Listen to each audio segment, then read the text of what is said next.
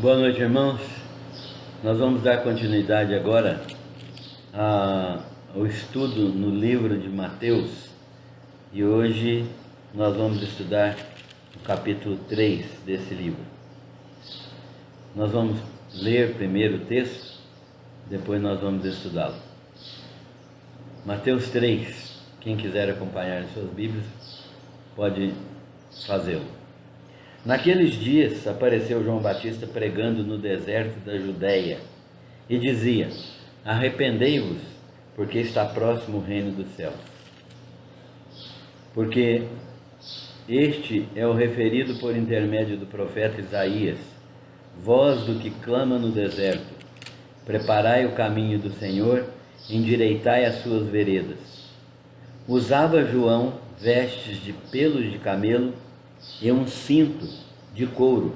A sua alimentação eram gafanhotos e mel silvestre.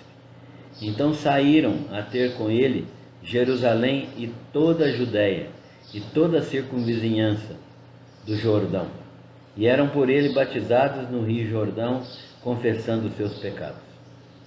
Vendo ele, porém, que muitos fariseus e saduceus vinham ao batismo, disse-lhes: raça de víboras, quem vos induziu a fugir da ira vindoura? Produzi, pois, frutos dignos de arrependimento. E não comeceis a dizer entre vós: temos por pai a Abraão, porque eu vos afirmo que destas pedras Deus pode suscitar filhos a Abraão. Já está posto o machado à raiz das árvores. Toda árvore, pois, que não produz bom fruto, é cortada e lançada ao fogo. Eu vos batizo com água para arrependimento, mas aquele que vem depois de mim é mais poderoso do que eu, cujas sandálias não sou digno de levar. Ele vos batizará com o Espírito Santo e com fogo. A sua pá ele a tem na mão e limpará completamente a sua eira, recolherá o seu trigo no celeiro, mas queimará a palha em fogo inextinguível. Por esse tempo, dirigiu-se Jesus da Galiléia para o Jordão, a fim de que João o batizasse. Ele, porém, o dissuadia, dizendo: eu é que preciso ser batizado por ti, e tu vens a mim? Mas Jesus lhe respondeu: deixa por enquanto, porque assim nos convém cumprir toda a justiça. Então ele o admitiu. Batizado Jesus, saiu logo da água, e eis que se lhe abriram os céus, e viu o Espírito de Deus descendo como pomba, vindo sobre ele. E eis uma voz dos céus que dizia: este é o meu Filho amado, em quem me comprazo. Que Deus abençoe a leitura da sua palavra para a nossa meditação. Vamos orar. Senhor nosso Deus, nós te agradecemos pela tua palavra, queremos entendê-la, praticá-la, obedecer de coração a tua infinita bondade e a tua infinita verdade. Nós louvamos o teu nome pelo conhecimento do teu evangelho, louvamos o teu nome porque o Senhor tem nos dado a conhecer este evangelho na pessoa de Cristo, e louvamos o teu nome porque o Senhor nos tem permitido andar de acordo com a tua palavra, pela tua graça e pela tua misericórdia. Oramos pedindo a tua direção para este estudo, em nome de Jesus. Amém. Mateus está contando a história de Jesus. Ele está escrevendo este volume, este livro, este evangelho, para contar a história de Jesus. O objetivo de Mateus é falar da história de Jesus a muitos judeus que não conheciam, que não estavam na Palestina por ocasião da vida de Cristo. Mateus está possivelmente em Antioquia, e ali ele está ministrando, e ali ele está escrevendo este evangelho. Este evangelho, portanto, é escrito a respeito de Jesus. É a história do rei, que é filho de Abraão, filho de Davi, conforme a genealogia que está no primeiro capítulo. E ele é o Filho de Deus encarnado. Jesus é o Filho de Deus que nasceu da Virgem Maria, esposa de José, e é gerado não por José, mas pelo Espírito Santo. José foi encarregado por Deus de dar nome ao menino e de cuidar do seu desenvolvimento. Portanto, nós encontramos aí, no livro de Mateus, estas indicações. A tese de Mateus é que Jesus de Nazaré é o descendente de Davi, com direito ao trono de Israel. Ele é o ungido do Senhor, ele é o Messias, libertador da nação, prometido aos pais pelos profetas, prometido à nação antigamente pelos profetas. E ele é, portanto, o cumprimento dessas profecias. Mateus registra as barreiras, as perseguições, as tentativas de morte sobre a pessoa de Jesus Cristo, o Rei, esta pessoa que veio para reinar sobre Israel. Jesus Cristo retorna do Egito. No capítulo anterior, nós vimos que para fugir da matança proporcionada por Herodes lá em Belém, no intuito de matar Jesus no meio daquelas crianças, ele fugiu para o Egito. E agora que Herodes morreu, ele retorna do Egito. Seus pais são avisados em sonhos e eles retornam do Egito. Mas seus pais, ainda com medo, com receio de que o próprio Arquelau, filho de Herodes, pudesse ainda querer matar Jesus, eles vão para a Galiléia e habitam na cidade de Nazaré. E ali Jesus fica desde a sua idade aí de 3 anos, talvez, até completar 30 anos, quando ele vai dar início ao seu ministério, ao ministério público, ao ministério para o qual ele veio a este mundo, para dar a sua vida em resgate de muitos. Ele, então, vem para cumprir o seu ministério. O Mateus registra o aparecimento de João Batista. Aí nós estamos em torno do ano 25 depois de Cristo, e surge João Batista pregando no deserto.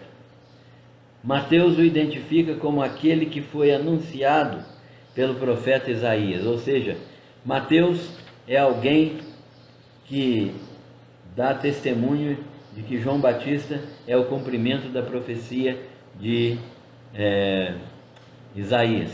Isaías fala de João Batista quando ele diz: voz do que clama no deserto. E João mesmo se identifica quando lhe perguntam quem ele é. Ele diz: eu sou a voz do que clama no deserto. Preparem o caminho para o Senhor, façam veredas direitas para ele, façam veredas retas para ele, para o Senhor. Mateus está dizendo então que João tinha uma mensagem, e essa mensagem era uma mensagem preparatória para a vinda do Messias. O Messias deveria chegar e ele era o enviado de Deus para preparar o caminho do Senhor, para apresentar o Messias à nação de Israel. João pregava no deserto da Judéia, conforme o texto que nós lemos. E ali, no deserto da Judéia, ele pregava o arrependimento. Seu objetivo não era ser um pregador conhecido, um pregador famoso. Que interessante, que coisa maravilhosa a respeito de João. Ele não pregava para aparecer, ele não pregava para ser um mestre, ele não pregava para ter seguidores. O seu objetivo não era ser um pregador conhecido, um pregador famoso. O seu objetivo era pregar uma mensagem de arrependimento, o que indica que ele confrontava o povo, que ele confrontava o pecado do povo e o seu modo de viver com a sua pregação. Então, João Batista usava a sua pregação para apresentar ao povo um projeto, um plano, um padrão de vida que começava com arrependimento. E ele então chamava o povo ao arrependimento, confrontando sua vida com a palavra de Deus. Seu propósito, o propósito de João Batista, era fazer as pessoas reconhecerem sua vida pecaminosa. João tinha esse interesse em que as pessoas reconhecessem seu pecado e reconhecessem também a necessidade de se arrependerem para receber o reino de Deus. Para João, o reino de Deus era alguma coisa que se receberia no interior, no coração, e para isso era necessário arrependimento genuíno, mudança de vida, mudança de conceitos, mudança de mente. João está chamando o povo ao arrependimento para que eles pudessem receber o reino de Deus. João afirma que o reino de Deus está chegando, está próximo. Ele diz que o reino de Deus está próximo. Arrependei-vos e crede, né? Porque o reino de Deus está próximo. A necessidade de arrependimento, portanto, era afirmada por João. João afirmava que o reino de Deus estava próximo porque ele era o precursor deste rei. Ele veio cumprindo a palavra de Deus de ser o precursor do rei. Ele veio para anunciar a chegada do reino, a chegada do rei, a chegada do Filho de Deus. João reconhece Jesus como rei. João está batizando ali nas águas do Jordão e ele reconhece Jesus como rei quando Jesus chega próximo dele para ser batizado. Ele é o rei que vai instaurar o reino. Ele é o rei que vai dar origem, que vai dar início ao reino espiritual, o reino de Deus. E João entende que apesar das implicações materiais do reino, o reino é primariamente espiritual e ele vai ser implantado no coração das pessoas. Esse reino é material, mas ele é também e primariamente espiritual. O reino é primariamente espiritual. Só pessoas que reconhecem seus pecados e se arrependem dos seus pecados podem participar desse reino e receber o rei que está chegando ali. Portanto, João está pregando este anúncio do reino que está chegando. E ele tem controvérsias com os fariseus. Quais as controvérsias de João com os fariseus? A primeira delas, João batizava os que manifestavam arrependimento. Os fariseus e os saduceus vinham ao batismo, mas João falou contra eles que eles não apresentavam arrependimento. João chamou-os primeiro de raça de víboras, de serpentes, ou seja, gente traiçoeira, gente venenosa. João não percebia arrependimento neles. João falou com eles também que eles pensavam que ouvir a palavra e ser batizado os livrariam da ira vindoura, né? Os livrariam do julgamento de Deus. João está dizendo: vocês pensam que vão escapar do julgamento de Deus porque vêm aqui, ouvem a palavra e se batizam? Não, mostrem primeiro vidas transformadas, evidência de arrependimento, e então eu estarei batizando vocês. João dizia que ser filho de Abraão, geneticamente, dizer que Abraão é pai, não tornava ninguém crente como Abraão foi. Então João está criticando a ação dos fariseus que diziam que eram filhos de Abraão. E João fala com eles assim: olha, até dessas pedras Deus pode transformar em filhos de Abraão. Até dessas pedras Deus pode suscitar filhos a Abraão. Vocês precisam de arrependimento. E João fala com eles bem claramente que Deus executará seu julgamento. O machado está colocado na raiz das árvores.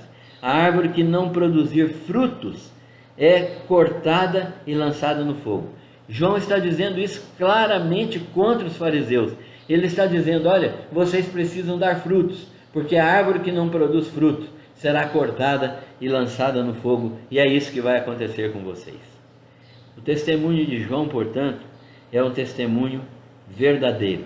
Ele tem uma controvérsia com os fariseus, ele critica os fariseus, ele condena os fariseus como raça de víboras, como pessoas que pensam que batizando serão livres da ira de Deus, como pessoas que não mostram arrependimento e querem ser batizadas, que são filhos de Abraão geneticamente, mas não são filhos de Abraão na conduta e no comportamento, que são pessoas que acham que são filhos de Deus, mas Deus pode transformar até pedras em filhos, que os filhos de Deus verdadeiramente são pessoas que produzem frutos dignos de arrependimento e que Deus vai executar juízo e eles serão julgados por suas atitudes. A árvore será cortada e lançada no fogo. João dá testemunho sobre Jesus. Agora ele fala sobre Jesus. E o testemunho de João sobre Jesus é o seguinte: a posição de João perante ele. João pensa o seguinte: qual é a minha posição diante de Jesus? A posição de João está muito clara no texto. João pensa dele mesmo, que ele é servo do Senhor. Jesus é o Senhor e ele é servo. Mas João estabelece também a sua posição diante de Deus, de Jesus, dizendo que ele é poderoso e João é fraco. João diz assim: ele é Senhor, eu sou servo. Ele é poderoso, eu sou fraco. Ele batiza com Espírito Santo e fogo, eu batizo com água. Ele tem a pá e fará limpeza completa em sua eira. Recolherá o trigo no celeiro, queimará a palha com fogo inextinguível. João está falando que Jesus tem o poder de realizar juízo contra todas as pessoas. O batismo de Jesus, então, ocorre. João tem consciência de que Jesus Cristo é o Senhor e ele é servo, de que Jesus Cristo é poderoso, ele é fraco, de que Jesus Cristo batiza com Espírito Santo e com fogo, isto é, batiza no poder do Espírito Santo e executa juízo, fogo aqui é juízo, e que ele batiza com água, que Jesus vai fazer uma limpeza, vai executar juízo, vai queimar a palha e vai jogar essa palha num lugar cujo fogo é inextinguível. Mas o batismo de João ocorre. E por que Jesus é batizado? Jesus vai iniciar o seu ministério, por isso ele é batizado. Ele inicia o seu ministério de um modo oficial com o batismo. O batismo serve para oficializar o ministério de Jesus, o ministério oficial de Jesus. Ele está pregando o arrependimento e Jesus chega. É a chegada do rei. João é o precursor de Jesus que batiza com água. E o rei vai chegar. O rei é Jesus de Nazaré. Ele chega incógnito, sem ser conhecido. Ele vai passar pelo batismo de João. Como um homem, ele foi batizado. Para cumprir toda a lei, Jesus de Nazaré é batizado. Ele foi batizado por João como homem que era, homem perfeito e Deus perfeito. Ele recebeu o triplo testemunho. João dá o primeiro testemunho, que era comissionado a batizar o Cristo. E ele reconhece Jesus como Cristo. Ele diz que ele precisava de Jesus e não Jesus precisava dele. Eu preciso ir a ti e tu vens a mim, é o que João fala para Jesus. Quer dizer, o primeiro testemunho de que Jesus é o rei é de João Batista. O segundo testemunho é do Espírito Santo, que desce sobre Jesus em forma de pomba. E o terceiro testemunho é a voz do céu que diz: este é meu filho amado, em quem me comprazo. Portanto, Jesus recebe um triplo testemunho de que ele é verdadeiramente o Filho de Deus. Quais as aplicações que nós podemos fazer neste texto? Primeiro, o ministério de João Batista aponta para o Rei Jesus. Ele pregava um reino ao qual só poderiam entrar os espiritualmente preparados, isto é, aqueles que criam em Jesus. Você já crê em Jesus Cristo como seu Senhor? Sua vida aponta para Jesus? Segundo, os fariseus e saduceus eram gente cheia de hipocrisia, queriam ser batizados por João. Ele os chamou para o arrependimento. Somente assim eles poderiam ver Jesus. Você já se arrependeu? A sua vida demonstra seu arrependimento? Terceiro, Mateus está confirmando a messianidade de Jesus. Ele está dizendo que realmente Jesus é o Messias ungido para uma missão. Qual é a missão de Jesus? É vir ser o Salvador do mundo. E a sua missão? Qual é a sua missão? Jesus te chamou para uma missão. Qual é a sua missão? Você já sabe? E finalmente, o triplo testemunho dado por João Batista, pelo Espírito Santo, pelo Pai, sobre Jesus no seu batismo, autentica tanto a sua humanidade perfeita como a sua divindade, sua submissão ao Pai, ao batismo, ao Espírito Santo e à voz de Deus. Que tipo de testemunho você dá de Deus? Que tipo de testemunho você dá de Jesus Cristo? Você também dá testemunho do Senhor Jesus, como o próprio Deus, o próprio Espírito Santo e João Batista deram testemunho de Jesus? Sua vida deve ser uma vida de testemunho de Jesus. Que Deus te abençoe e nos abençoe. Até o próximo estudo, se Deus quiser.